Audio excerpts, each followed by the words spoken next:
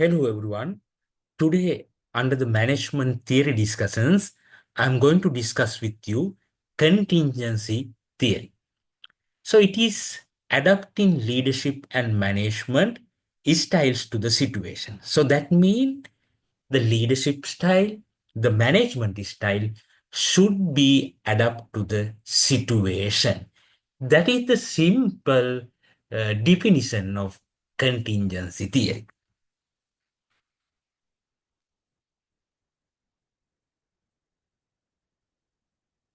Then, first, we want to discuss about what is contingency theory.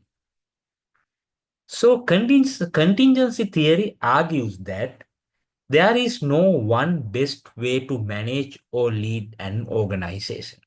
So, according to the contingency theory, it's tell no common best way to manage or lead an organization.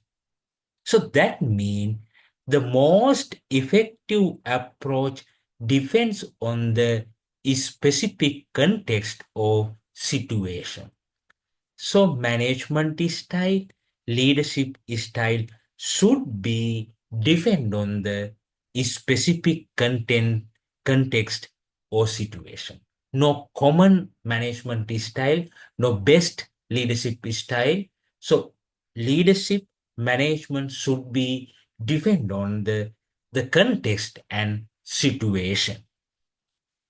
Management style, organizational structure, and decision must align with internal and external factors.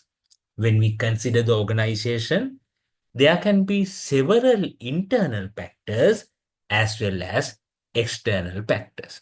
So, whatever the management style, whatever the leadership style, organizational structure, then decision making, everything want to align with internal and external factors.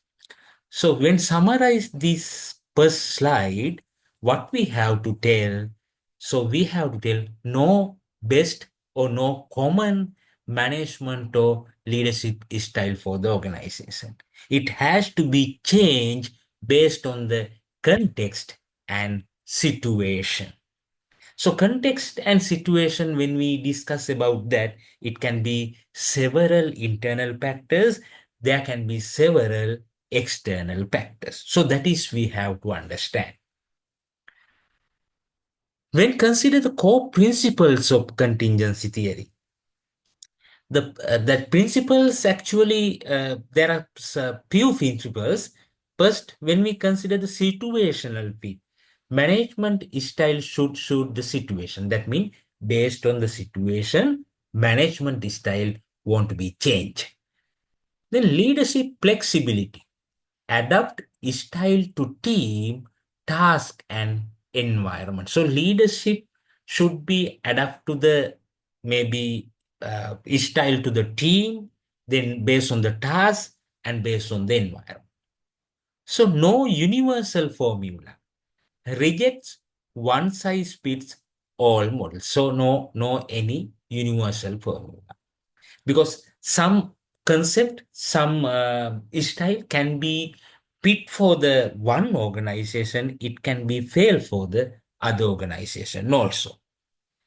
Alignment focus, align strategy, people, process with context. So based on the context, it is required to align the strategies, it is required to align the people, as well as it is required to align the processes.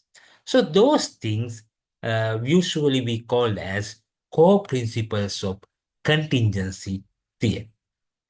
There are some key models. Now you can see. According to the Fiedler model, match leadership style with situation favorableness. According to the Blanchard model, adjusts leadership based on the team maturity.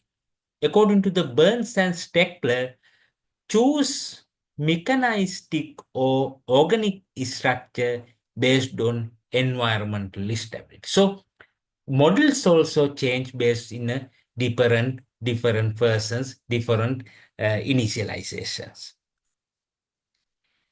When we consider the contingency theory in manufacturing, okay, so choose leadership style based on work experience. So leadership style can select based on the worker experience. Use flexible lines for volatile demand, standard line for basic. So basic things we can produce through the standard lines, but it's come volatile demand, we have to use the flexible lines. Align organizational structure with product type and market needs. So based on the product type, based on the customer demand, market needs, organizational structure want to change. So this is the things when we consider contingency theory in the manufacturing field. There are some benefits also. What are the benefits? Contingency theory encourage adaptability, support realistic decision making, works in complex environment, as well as the as well as the benefits. There are some criticisms also. Can be too broad, hard to implement, may cause indecisions. So these are the criticisms. So before end of this very small presentation about the contingency theory, I would like to little bit summarize again. So today under the management theory discussion, what we have discussed, we discussed the contingency theory. So contingency theory mean the definition, simple definition is adapting leadership and management styles to the situation. So contingency theory argue that there is no best way to manage or lead an organization. The most effective approach depend on the specific context or situation. Management style, organizational structure, and decision must align with internal and external factors. Then there are some core principles: situational fit, management style should suit to the situation. Then leadership flexibility, adapt style to team, task, and environment.